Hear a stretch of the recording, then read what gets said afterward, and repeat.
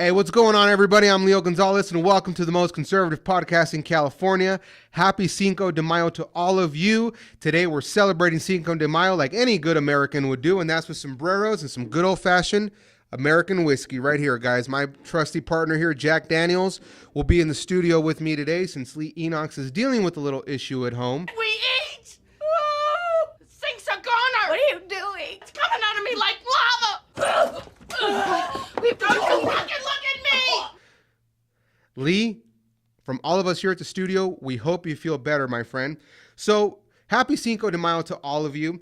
And in the spirit of today's holiday, I've decided to do a little bit of research into exactly how or what this holiday really means to the American people. Yeah, you know, it's real easy to just find an excuse to go drinking, especially on a day like today where it's all about the tequila and the beers and the Coronas and the Dos Equis. But how does that affect our American history? Well, I went to our trusty little friend Wikipedia, and I actually printed out some of these facts here that they have posted. And, you know, we can always trust Wikipedia, right?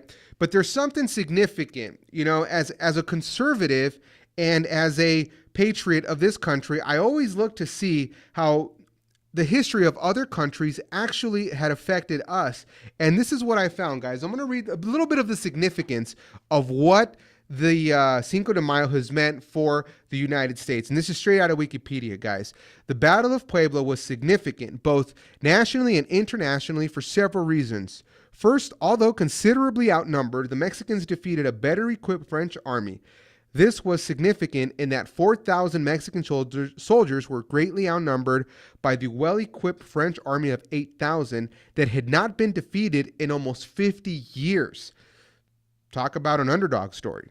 Second, since the Battle of Puebla, some have argued that no country in the Americas has subsequently been invaded by any other European military force. Historian Justo Serra has written in his Political Evolution of the Mexican People that, had Mexico not defeated the French in Puebla on May 5th, 1862, the France would have gone to the aid of the Confederacy in the U.S. Civil War, and the United States' destiny would have been different. Boom, drop the mic. Holy smokes. Guys, do you know what this means? Had the Mexicans not defeated the French in the Battle of Puebla, the North wouldn't have won the Civil War. That is a scary freaking thought. So from everybody, every conservative, everybody on the red side of the voting aisle, thank you, Mexico. Thank you so much for standing up to, the tyrant of France, Napoleon III, who was the greatest military force, hadn't been defeated in 50 years, and stood there as a stand, took a stand not just for Mexico, but really took a stand for freedom, guys. And that's the subject of today's episode, is freedom, right?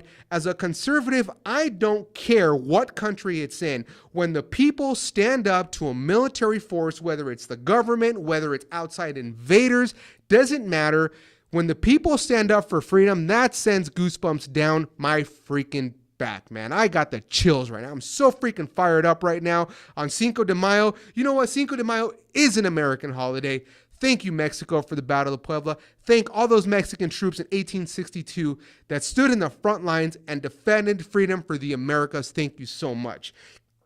And speaking of freedom for the Americas, guys, there was an awesome interview that was conducted by Blaze TV. I think it was Eric Bowling or Boulder, whatever his name is, but he's on the Blaze, and he interviewed a group of Hispanic conservatives, and this is what went down.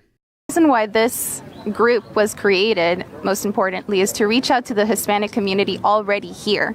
Because unfortunately, we're seeing people that have escaped countries that have implemented socialism and left-wing policies supporting those same ideas here in this country and falling back into the same trap. Yes. We see it in schools where most of our professors in higher academia are left-wing, and they're indoctrinating our kids from K through 12 and then in college as well.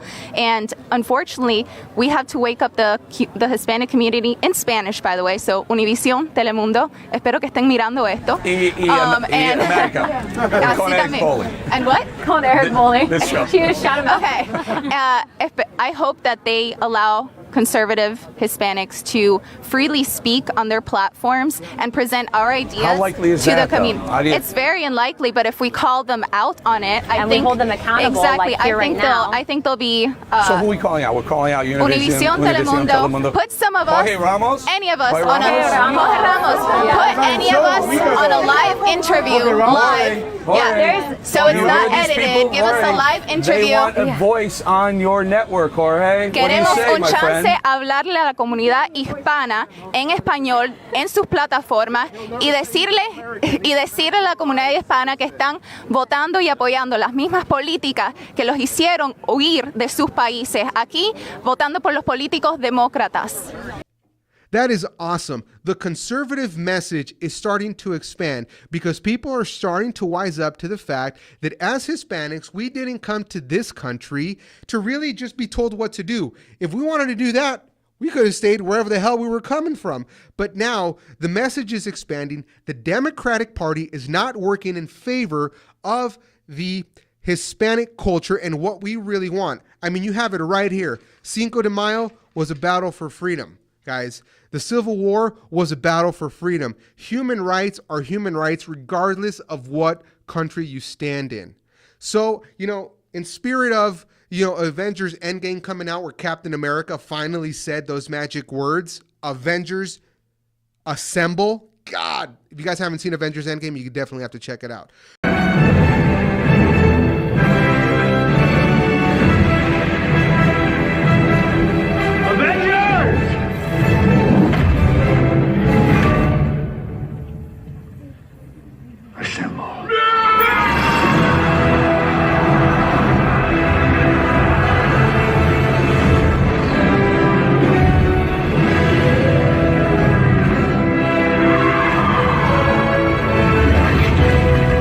So in spirit of that, I'm calling every conservative in this country, regardless of what your background is, conservatives, unite. It's time to take back this country. It's time to make this country what it was, the reason when we came over.